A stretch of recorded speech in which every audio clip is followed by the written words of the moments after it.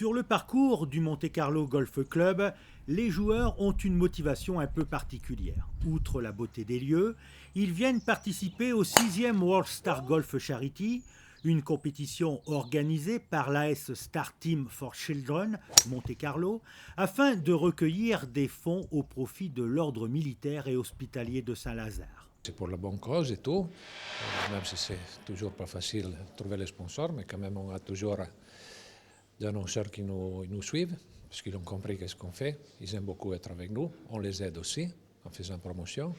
Et la base de tout qu'est-ce qu'on va accueillir, après on le donne, ça dépend à quel projet qu'on est en train de faire pour le moment. Et là, le projet, c'est quoi?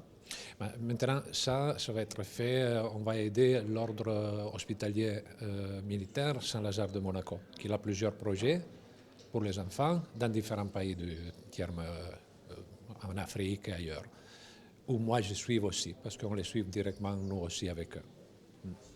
Parmi les participants, des personnalités, des golfeurs professionnels et surtout d'anciens sportifs de haut niveau. Des sportifs qui ont été footballeurs, pilotes de rallye, skieurs ou encore coureurs cyclistes. Sur un parcours de 18 trous, le mode de jeu est le scramble. Les équipes sont composées de 3 joueurs. Chaque joueur joue le départ. On choisit la meilleure balle. À partir de là, tous les joueurs rejouent. On choisit à nouveau la meilleure balle et ainsi de suite, mais pas toujours facile pour certains. C'est pas facile, c'est complètement différent. Mais un sportif comme nous, on doit essayer de faire tout. J'ai pas eu le temps quand j'étais professionnel, parce que j'étais obligé de faire seulement de vélo. Et là, bon, c'est un peu relax.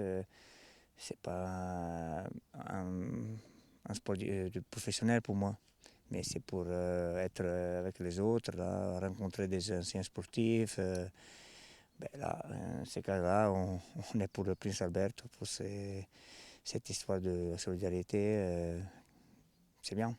À la différence de certains tournois de golf organisés pour des célébrités, cette compétition reste d'abord un challenge sportif, un véritable tournoi organisé selon les règles en vigueur. Mais c'est également un moment d'échange et de convivialité. Oui, on s'amuse, on rigole, on n'est pas forcément concentré sur le golf, donc on fait pas mal d'erreurs, mais on s'amuse, voilà. On se croise sur le parcours et donc on s'arrête un peu à discuter sur l'actualité de chacun. Et c'est vraiment une belle promenade, plus qu'une partie de golf. Mais ce tournoi permet aussi à ces anciens sportifs devenus golfeurs réguliers, souvent à un très bon niveau, de retrouver l'adrénaline de la compétition. Moi je dirais que c'est plus une passion qu'un moment de détente, parce qu'au niveau auquel on joue, on se détend pas. Donc en plus on est des compétiteurs dans l'âme, donc quand on vient sur le tee de départ, c'est pour essayer de faire le meilleur coup et d'essayer de remporter la compétition. Donc en fait c'est tout sauf déstressant et ça nous détend pas du tout. Mais en tout cas, on passe toujours de bons moments et c'est vrai qu'on est entouré de gens très bien. Cette année, une voiture était à gagner au départ numéro 10, à condition de mettre la petite balle dans le trou dès le premier coup. Personne ne repartira avec cette Range Rover. À la mi-journée, le Prince Albert vient rendre visite aux personnalités, aux passionnés de golf et aux anciennes gloires du sport. Dès le tournoi terminé, tous les participants et les invités assistent au déjeuner offert au Clubhouse en présence du souverain avant la remise des trophées.